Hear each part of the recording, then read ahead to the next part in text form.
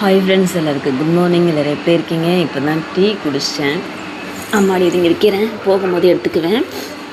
இன்றைக்கி என்ன சமையல்னால், இன்றைக்கி மீன் குழம்புங்க. சங்கரா மீன் வாங்கிட்டு வந்தேன். மட்டன் வாங்க தான் போனேன். ஆனால் நேற்று நான்வெஜ் எடுக்கலை. ஏன் எடுக்கலைன்னா, கொஞ்சம் லேட்டாக ஏஞ்சிட்டதுனால நான்வெஜ் நாளைக்கு எடுத்துக்கலாம் போ அப்படின்னு சொல்லிட்டு நேற்று ரசமும் அப்பளம் பொரிச்சு எடுத்துகிட்டு போனேன். அதனால் நேற்று செய்யலை. இன்றைக்கி கடைக்கு போய்ட்டு எங்கள் அம்மா மீன் கேட்டாங்கன்றதுனால மீன் வாங்கிட்டு வந்த சங்கரா மீன் தான். இவ்வளோ நாளாக மீன் குழம்பு வச்சாக்கா, சங்கரா மீன் குழம்பு வச்சாக்கா நான் என்ன பண்ணுவேன், குழம்பு கொதிச்ச உடனே சங்கரா மீன் போட்டுருவேன். போட்டுட்டு கிட்டத்தட்ட ஒரு 1/4 மணி நேரமாக கொதிக்க வைப்பேன்.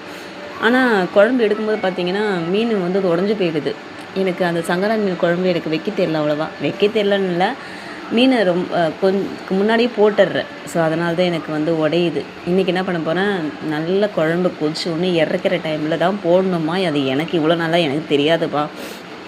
ஏன்னா இப்போ தான் நான் சமைக்கிறதே கற்றுக்கிறேன். முதல்ல ஏனோ தானே செய்வேன். எனக்கு சமைக்கிறது அவ்வளோவா எனக்கு பிடிக்கும், ஆனால் அவ்வளோவா எனக்கு தெரியாது. செல்லு பார்த்து பார்த்து தான் நான் செஞ்சிட்ருக்கேனே இனி வரைக்கும். ஓப்பனாக சொல்லப்போனால், ஏன்னா நான் காலைல 8 மணிக்கு வேலைக்கு போனால் நைட்டு 8 மணி 8:30 தான் வருவேன். வந்து தான் எல்லா வேலையும் நான் வீட்டு வேலை செஞ்சுட்டு நான் படுத்து தூங்குறதே.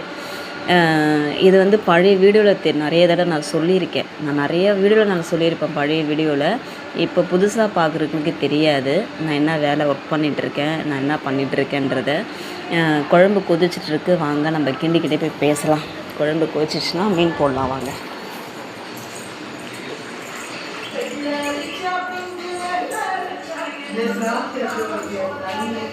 இது சாதம் சுண்டி போச்சு குழம்பு. தெரியுதா?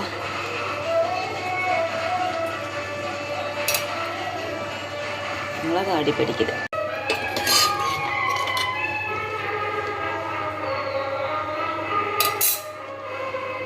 கொஞ்ச நேரம் கொதிக்கட்டும்.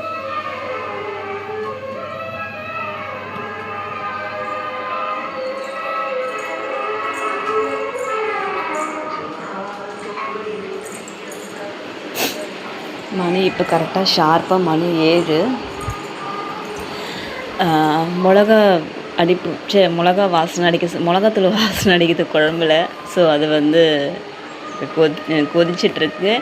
அது அந்த வாசனை பச்சை வாடைன்னு சொல்லுவாங்க தெரியுமா, அந்த வாடை போனதுக்கப்புறம் நம்ம மீன் போட்டு நம்ம இறக்கிற விட தான்.